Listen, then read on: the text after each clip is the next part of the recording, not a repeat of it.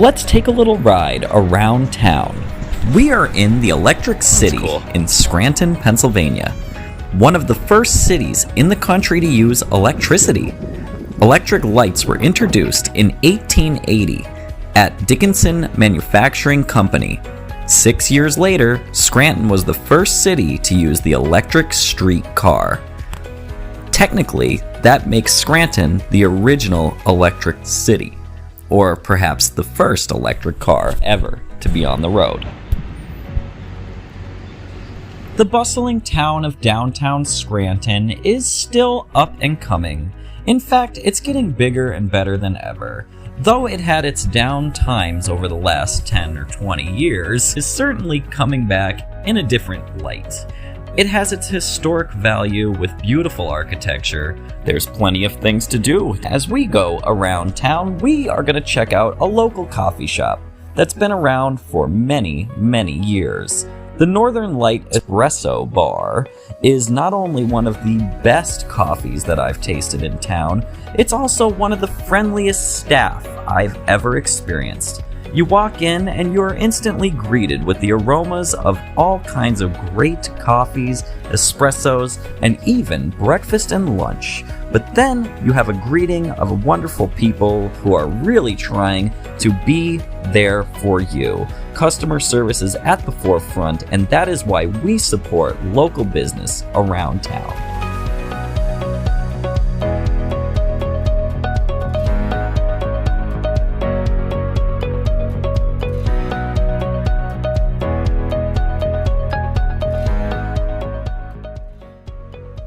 According to visitnepa.org, the Electric City sign lights up Scranton's skyline at night. It was originally built to commemorate Scranton's status as being one of the first cities in the United States to become electrified. The city's nickname, Electric City, began electric lights were introduced in 1880 at the Dickinson Manufacturing Company. Scranton is a city in northeast PA. It's known for Steamtown National Historic Site, with century-old locomotives set on a former rail yard in a restored 19th century mill. The Electric City Trolley Museum has interactive exhibits and vintage trolleys. Nearby are 4 Scranton iron furnaces, relics of the 1800s iron plant. McDade Park is also home to the Lackawanna Coal Mine Tour, where a mine car descends into tunnels, and you could experience what they experienced way back when. Also, it's important to note that the Scranton Train Museum is free of charge at this time. You can go and experience the old stories and the amazing locomotives those featured on this channel, actually. If you take a look in the description, I'll leave a link to that train museum tour. The trolley museum, I believe, does cost a little bit of money, as that is owned by the county, and then the other one is actually through the National Park Service.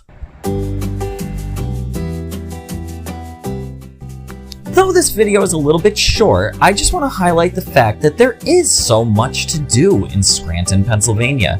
There's plenty of things to see as well that I can't even fit it all in here. What I would really advise is that you take a trip around town yourself.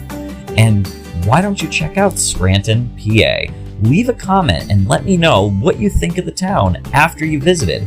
I'll surely respond, and I thank you so much for watching. 1902 anthracite coal strike. In May of 1902, 150,000 mine workers struck for 6 months for union recognition, higher wages, shorter hours, and other demands.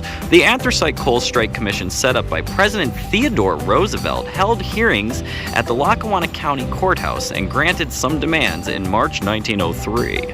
Among the longest in U.S. history, the strike induced unbiased federal intervention in labor disputes.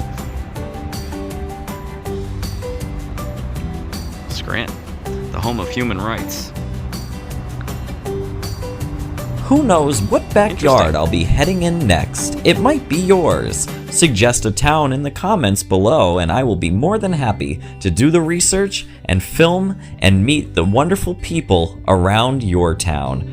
Thank you so much for watching. If you would like to support this content so we can encourage more content, you could follow the link in the description or on the banner of this page.